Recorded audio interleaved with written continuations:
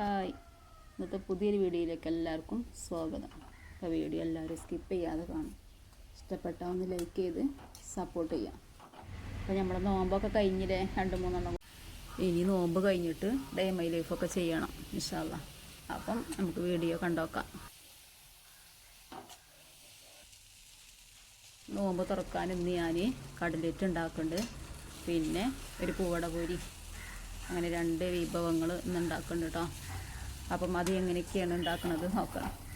Cutlet ഉണ്ടാക്കാൻ വേണ്ടിയിട്ട് നമ്മൾക്ക് എല്ലാവർക്കും അറിയുന്ന കാര്യങ്ങളൊക്കെ തന്നെ ഉള്ളത്, അപ്പോൾ പറയേണ്ട കാര്യമൊന്നുമില്ല. എന്നാലും ഞാൻ ജസ്റ്റ് ഒന്ന് പറയുകയാണ്. കിഴങ്ങൊക്കെ വേവിച്ച് ഉടച്ച് ഉള്ളി മസാലകളൊക്കെ കൂട്ടുകയാണ്. അപ്പം ഇന്ന് ദോശക്ക് മാവ് കൂട്ടിയേക്കാണ്. ദോശയാണ് ഉണ്ടാക്കുന്നത്. അപ്പോൾ അതിൻ്റെ മാവും റെഡി ആക്കിക്കണം. കുറച്ച് വൈകിട്ടാണ് ഞാൻ മാവ് അരച്ച് വെച്ചതൊക്കെ, അതുകൊണ്ട് വല്ലാതെ നൊരിഞ്ഞ് പൊന്തിയിട്ടൊന്നുമില്ല. അപ്പം ഇന്ന് ചിക്കൻ കറി ആണേക്ക് ഉണ്ടാക്കുന്നത്.